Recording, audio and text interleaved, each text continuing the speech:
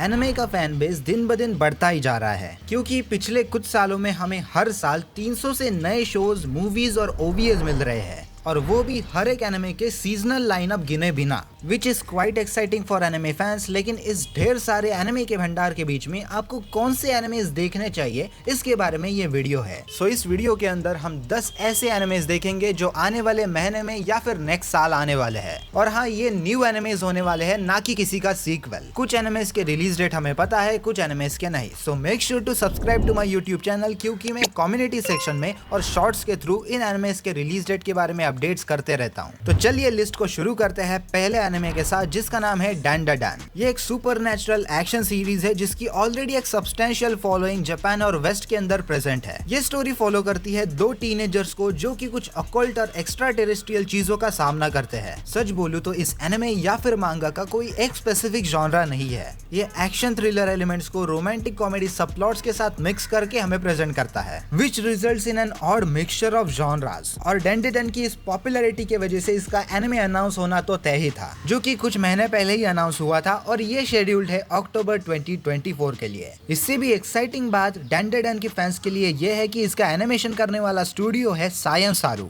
जो कि अपने एक्सपेरिमेंटल विजुअल्स के लिए और एसेंट्रिक एनिमेशन स्टाइल के लिए फेमस है। So I'm really hoping that Sayan Saru Studio will do justice to the डैंडाडैन मांगा। इसकी मांगा 2016 में रिलीज हुई थी और तब से लेकर अब तक ये धीरे धीरे पॉपुलर होते जा रहा है।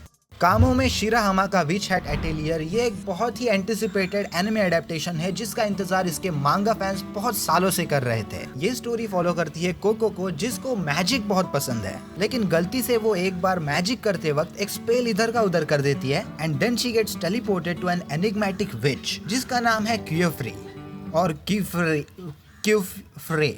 I hope this is how it is pronounced। इस फैंटेसी मांगा का भी ऑलरेडी एक एस्टेब्लिश्ड फैन बेस है और एनिमे आने के बाद अगर लोगों को ये एनिमे पसंद आया तो definitely it will get more popular. ये मोस्टली फेमस है उसके ब्रेड टेकिंग विजुअल्स के लिए और सिंपल स्टोरी के लिए। इसका एनिमेशन करने वाले स्टूडियो का नाम है बग फिल्म्स, जो कि 2021 में एस्टेब्लिश हुआ था और उन्होंने इससे पहले अपना पहला एनिमे जो एनिमेट किया था वो है ज़ॉम 100, which was pretty good in my opinion। So let's see how Witch Hat Atelier is going to turn out। अगला अपकमिंग एनिमे है गाचियाकुता। आपको सच नहीं लगेगा लेकिन ये मांगा सिर्फ 2022 में ही रिलीज हुई थी, मतलब बस 2 साल पहले, और इसका एनिमे एडेप्टेशन ऑलरेडी अनाउंस हो चुका है। ये एक शोनेन एनिमे होने वाला है and it is more popular in the western countries than Japan. ये मांगा फेमस है उसके डार्क ग्रिटी फैंटेसी सेटिंग के लिए और उसके यूनिक कॉन्सेप्ट के लिए and it is a revenge plot centric story which follows Rudo. Rudo एक गर्म दिमाग का लड़का है जिसको एक क्राइम के लिए रॉन्गली अक्यूज किया जाता है और उसको इस चीज की सजा देने के लिए उसको सोसाइटी के बाहर एक पिट में फेंका जाता है, जो कि एक कचरे से भरा हुआ वेस्टलैंड है जिसके अंदर बहुत डेंजरस मॉन्स्टर्स रहते हैं। This manga is grimy, intense and is packed with top tier action. So अगर आप शोनेन मांगा के या फिर एनिमे के फैंस हो तो आपको ये एनिमे जरूर पसंद आने वाला है। इसका एनिमेशन करने वाला स्टूडियो है studio Bones and it is scheduled to release for 2025। और ऐसा भी कहा जा रहा है कि गाचियाकुता का जब एनिमे रिलीज होगा तब इसे न्यू जेन शोनेन में टॉप 3 में माना जाएगा, because it is that amazing.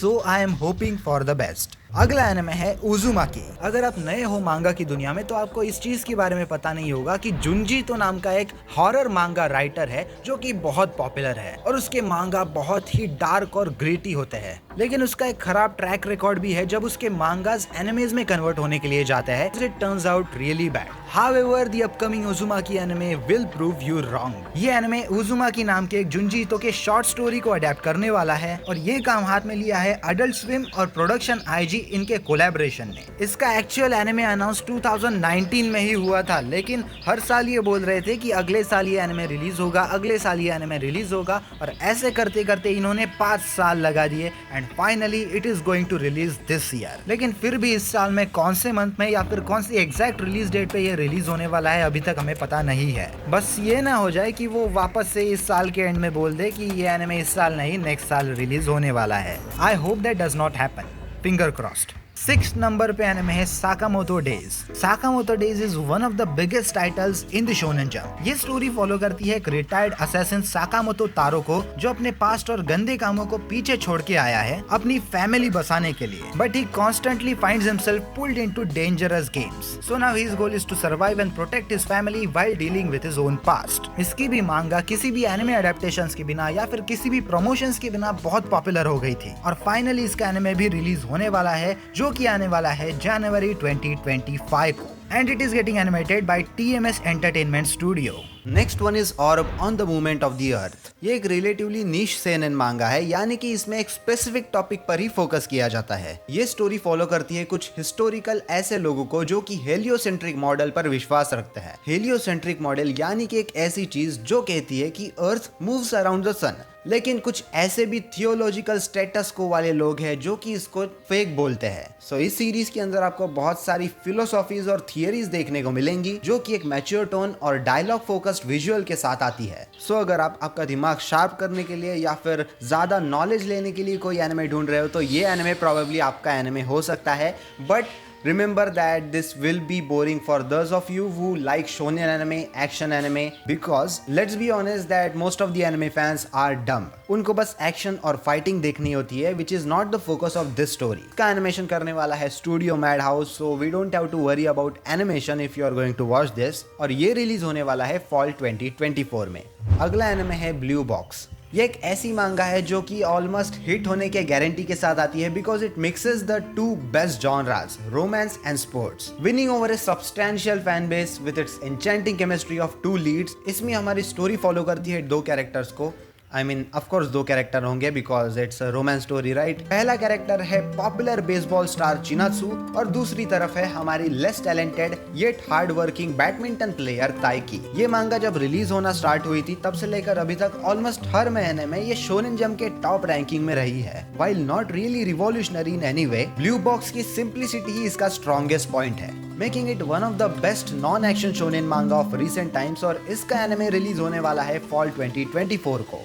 अगला एनिमे है लॉर्ड ऑफ द मिस्ट्रीज। ये एनिमे अडेप्ट करने वाला है एक चाइनीज वेब नॉवेल को which comes with a devoted cult following. Lord of the mystery release होने वाला है नेक्स्ट ईयर यानी कि 2025 में, and unlike most of the popular Chinese web novels of today, Lord of the mystery के अंदर cultivation बिल्कुल भी प्रेजेंट नहीं है। उसके बदले में हमें इसमें देखने को मिलती है एक यूनिक वेस्टर्न फैंटेसी सेटिंग जो कि हम एक्सप्लोर करते हैं हमारे मेन कैरेक्टर क्लेन के साथ, जो कि एक ऑर्डिनरी स्टूडेंट होता है but he gets reincarnated into an alternate steampunk reality. Steampunk यानी कि कुछ ऐसी दुनिया। इसका एनिमेशन करने वाला स्टूडियो है BC में पिक्चर, जिसके बारे में मैं पहली बार ही सुन रहा हूँ, लेकिन ऐसा पता लगा है मुझे रिसर्च करने के बाद कि इसने बहुत सारे फेमस डोंगहुआ का एनिमे अडेप्टेशन किया है, like grand master of demonic cultivation and the king's avatar. So इसके क्वालिटी के रिगार्डिंग हमें टेंशन लेने की कोई बात नहीं है, लेकिन the only worry that we have is the length of the source material, क्योंकि इसकी जो ओरिजिनल वेब नॉवेल है वो बहुत लंबी है।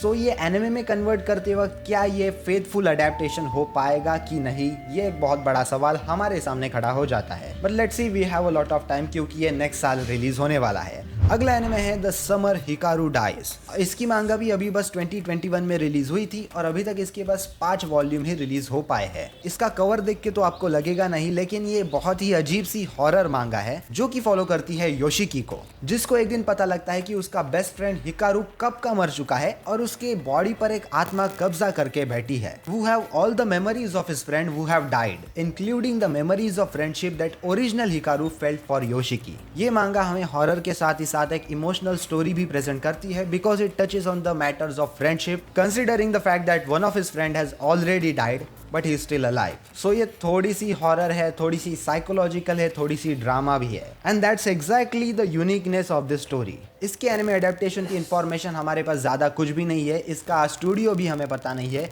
बस ये बात पता है कि ये एनिमे नेक्स्ट साल रिलीज होने वाला है। और फाइनली लास्ट वाला एनिमे है ओमनिसिएंट रीडर्स व्यू पॉइंट। अगर आप कोरियन वेबटून्स बहुत पढ़ते हो तो आपने इस मैनहुआ के बारे में तो जरूर सुना होगा। सुना क्या होगा, मोस्ट लोगों ने तो पढ़ा भी होगा। ओमनिसिएंट रीडर्स व्यू पॉइंट की स्टोरी फॉलो करती है किम डोगजा को, जिसको एक स्पेसिफिक नीश के वेब नॉवेल्स पढ़ना बहुत पसंद है। लेकिन एक दिन वो जिस वेब नॉवल को पढ़ रहा होता है, उसके एंड तक पहुंचने के बाद उस वेब नॉवल की स्टोरी उसकी रियलिटी बन जाती है। जो चीजें उसने वेब नॉवल में पढ़ी थी वही सारी चीजें उसके साथ और उसके आजू बाजू में पूरी दुनिया के साथ होने लगती है। And the fun fact is he is the only one who knows how to survive this apocalypse. उसको ये भी पता है कि इस एपोकलिप्स में आगे क्या होने वाला है। सो हमें काइंड ऑफ एक डेथ गेम का स्ट्रक्चर इस स्टोरी के अंदर देखने को मिलता है। लेकिन अनलाइक अदर्स, इसमें हमारे मेन कैरेक्टर को ऑलरेडी पता है कि फ्यूचर में क्या क्या होने वाला है। जिन जिन लोगों ने इसकी ओरिजिनल वेब नॉवेल और वेबटून दोनों पढ़े हैं, उनको ये एनिमे अडेप्टेशन बहुत पसंद आने वाला है। लेकिन इसकी रिलीज डेट या फिर रिलीज ईयर के बारे में भी हमें कोई भी इंफॉर्मेशन नहीं है।